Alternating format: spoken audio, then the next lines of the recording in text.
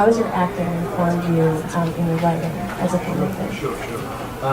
Yeah, I'd love to. I don't know if it's on. I've got a loud. Can you hear? I'd love to. I'd love to talk, if I may, just trail a little bit further back to what you were discussing earlier about funding, financing, and how the overall gleam of when a production potentially hits a real bad roadblock.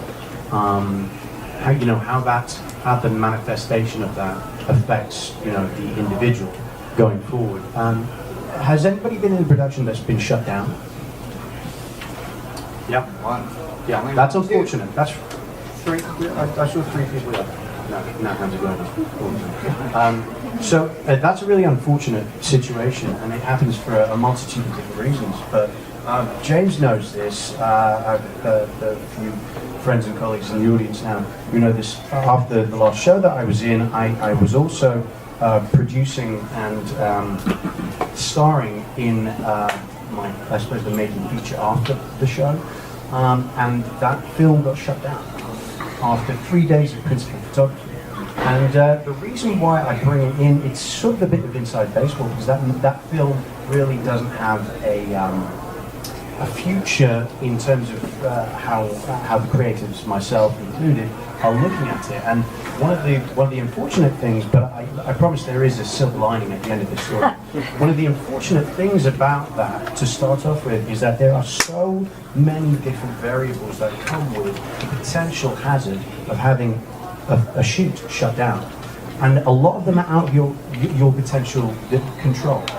So one of the ultimately freeing things from that I've seen from being an actor, and I was also a producer on this production that got shut down, is that you really do not have control ultimately over everything, and that can really affect the singular cause, which is your narrative.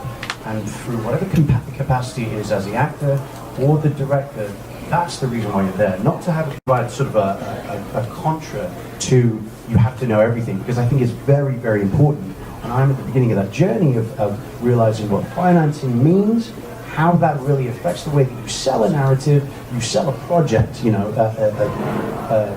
piece of business or an IP that you have. However, when you're shooting, we were 3 days into principal photography, and something happened. But also there's the realization that our production hit sort of it was a diversity.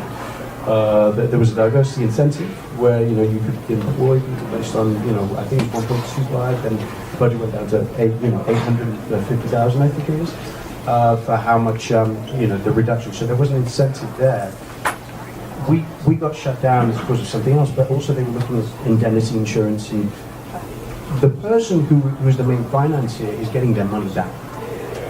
I suppose that's the rainbow to the end, is that sometimes you don't, sometimes you do, and in this outcome they are getting their money back to a certain extent. I mean, 3 days of principal photography is a lot, even in an independent film. But this isn't entirely uncommon, what he's talking about.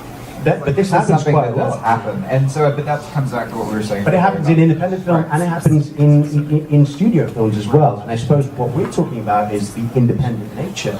A lot of us are burgeoning filmmakers, and this happens where you get you're forced with those financial issues. And you have to understand the business of film. So I agree, that's a good. Oh, sorry, yeah, I tailed that off. You're talking about the creative process to do with writing, yes, and how that translates from an actor's perspective. Yeah, I think it's it's very, very important to know the purpose of why each character is there, because you involve yourself with the minutiae, and you come from a place of honesty from all the perspectives or all the voices in whatever you're creating. That's what I found very, very interesting. I'm right at the start, like I said, but I think having that perspective really allows you or that's what I felt. I had a real honest voice from writing. And I know that James writes as well, Rachel, you wrote as well as directed, and that's sort of the whole vessel of the voice. And I think sort of coming at it from knowing why the character's speaking, in what way, what subtext means, what are we really talking about. To have that sort of homogenization is very important for me. I felt like it's been a very freeing process.